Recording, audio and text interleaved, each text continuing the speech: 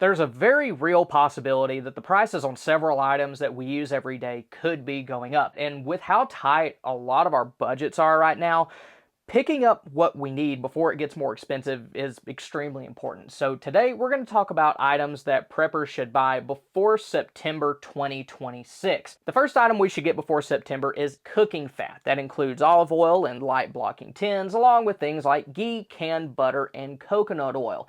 Now, olive oil is a little different from most of the stuff on this list because the issue isn't that it's expensive right now. It's actually the opposite.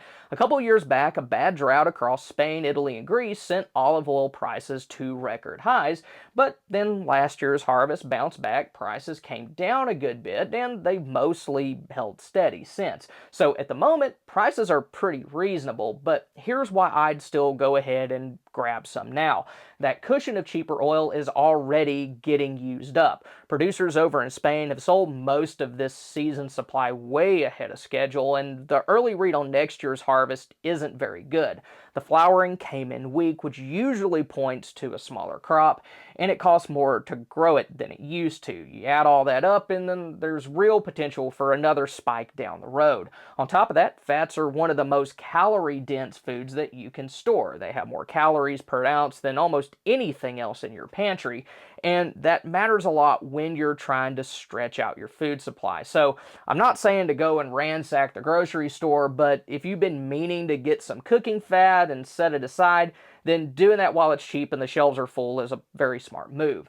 Next up, we have a few items that would be worth their weight in gold after a major storm, and that's tarps, poly sheeting, contractor trash bags, and 5-gallon buckets. The problem with these is that they're all made from plastic, and plastic is made from oil. When the mess in the Middle East pushed oil prices up earlier this year, the price of raw plastic went up right along with it. Now, to be fair, oil prices bounce all over the place, so I'm not saying for certain that these are going to become astronomically more expensive or start some never-ending price climb, but whenever raw materials sit at multi-year highs, that does tend to work its way down to the shelf eventually. The bigger reason I'd keep these on hand, though, is availability. All those would be vital after bad weather, and we're going into the time of year where that's a very real threat for a lot of us. Being able to tarp a roof, put plastic over a broken window, or haul debris would all be really important if your home gets hit, and that stuff goes fast when a big storm shows up in the forecast. The best time to buy things like tarps and buckets is now, not when everybody else in town is lined up at the hardware store. Then the next thing preppers should get before September is powdered and freeze-dried eggs, and this one can actually work in your favor right now. Fresh eggs are cheap at the moment, which isn't something that we've been able to say a whole lot over the past few years. There's an oversupply and prices are way down from where they were last year. In some places, they're back under a couple of dollars a dozen.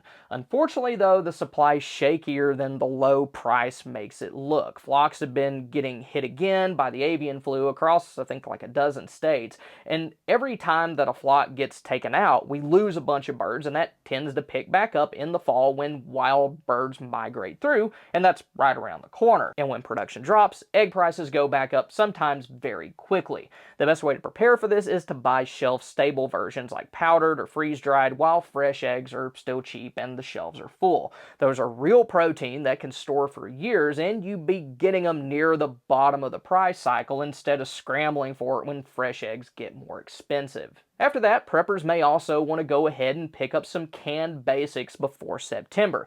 That includes things like tomatoes, broth, beans, and canned meat and fish.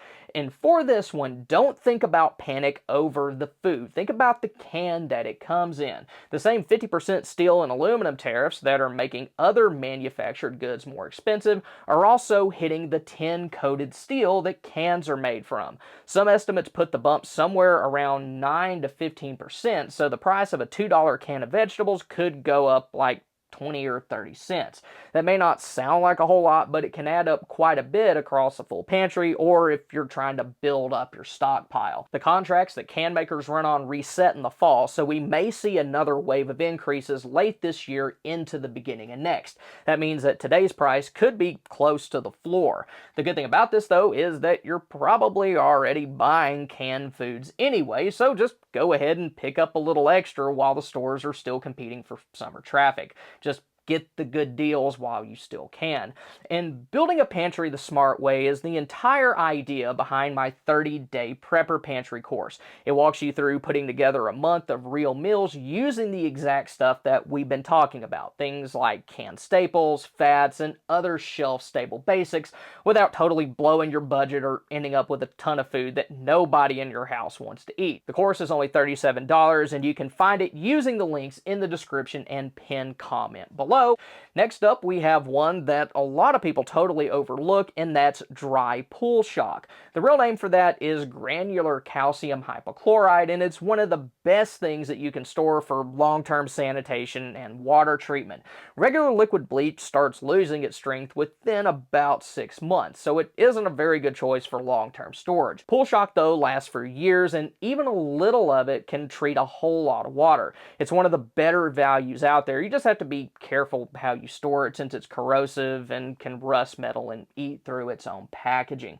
It's also a strong oxidizer, and contact with fuels, acids, or organics is a big fire risk. Keep it cool and in a dry place. The best thing to do is store it in a glass jar with a plastic lid and then put that inside of a plastic 5-gallon bucket with a tight-fitting lid.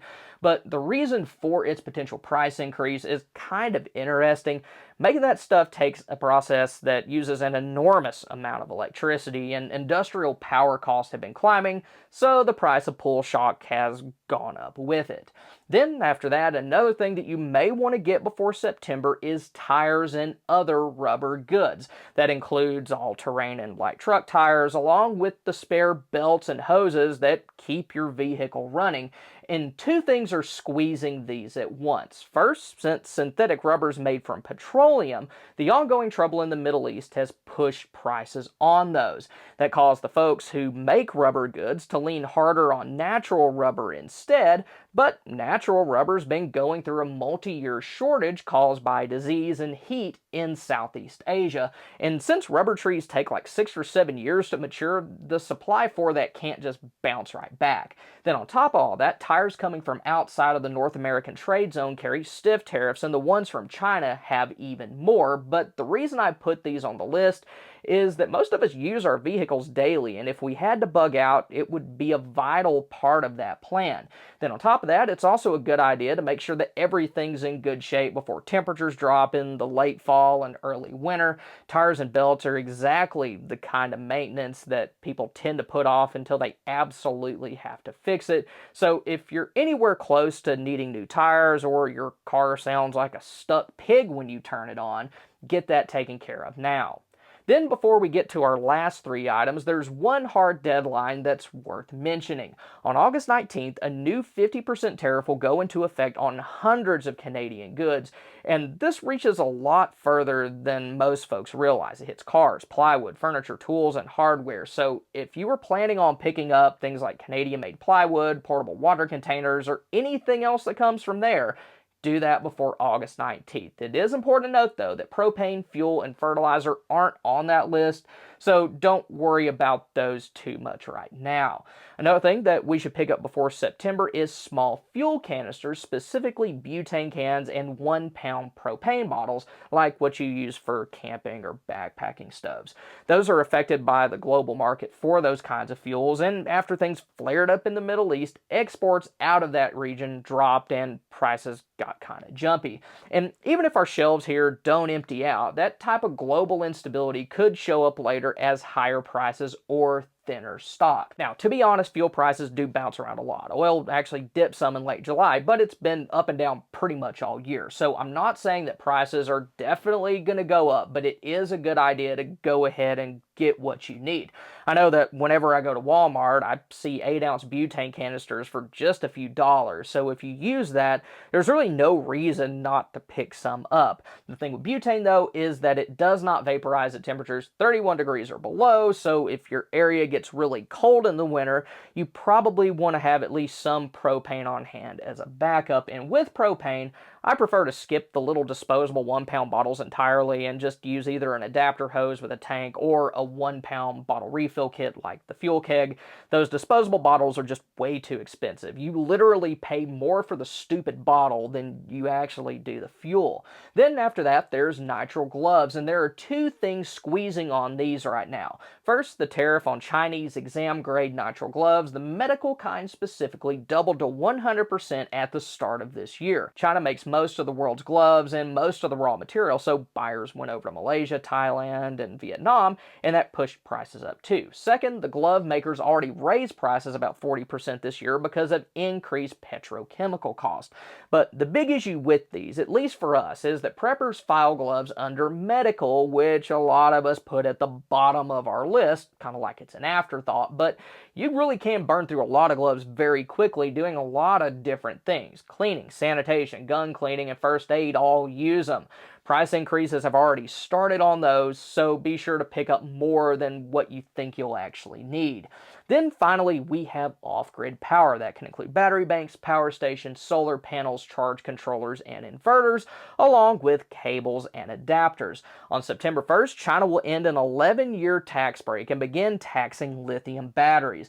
It'll be 2% to start out, and it'll double to 4% next year. Now, 2% is fairly small, so I don't want to make this sound worse than it actually is, but China makes most of the world's battery cells, so even a small tax there is going to nudge up prices everywhere. When you stack the tariffs that we have here in the US on top of that, then it starts to look like the era of power stations and panels getting cheaper every year could be winding down. And I know that we talk about things like power stations a lot on this channel, but they really are very useful. For me and my family, they've taken over the role as our primary backup power source. But one mistake that I see people make with these is that they'll buy the main equipment, but forget smaller support items like spare cables and any needed adapters. Squirrels can chew through solar panel cables, or you could just lose them. So if you're thinking about getting a new setup or you want to get accessories for what you already have, then do that before September 1st. Now, even though there are a lot of items that could go up in price, there are some others that are pretty safe, at least for right now. First, there's cocoa and baking chocolate. Cocoa fell down over 70% from its peak because of a big surplus. And then there's generic over-the-counter medicine, things like store-brand ibuprofen and acetaminophen. You may have seen some pretty scary numbers out there about like a 100 or even 200% tariff, but that hits brand name and patented medications, not generics. Generics are exempt for now, and the government just laid out a window that keeps them exempt for around 2 more years before anything changes. And that's really good news, since generics are what most of us use most of the time. But with that, you still want to keep a couple of things in mind. First, supply chains for those still depend on overseas ingredients, so a shipping snag could nudge cost up. And second, that exemption is under review, so if there's any medication that you use regularly, it's still a good idea to have a reasonable buffer supply on hand. But before we go, drop a comment and let me know, what's the one thing that you'll be grabbing before September 1st? A lot of y'all have some really good ideas and have even helped me come up with new video ideas before. Now, if you want to see defensive preps that'll disappear if panic buying begins, then click here. Or if you want to see ways to keep your food cold in the power outage and you don't have a generator, then click here. Thank y'all for stopping by. Y'all have a good one.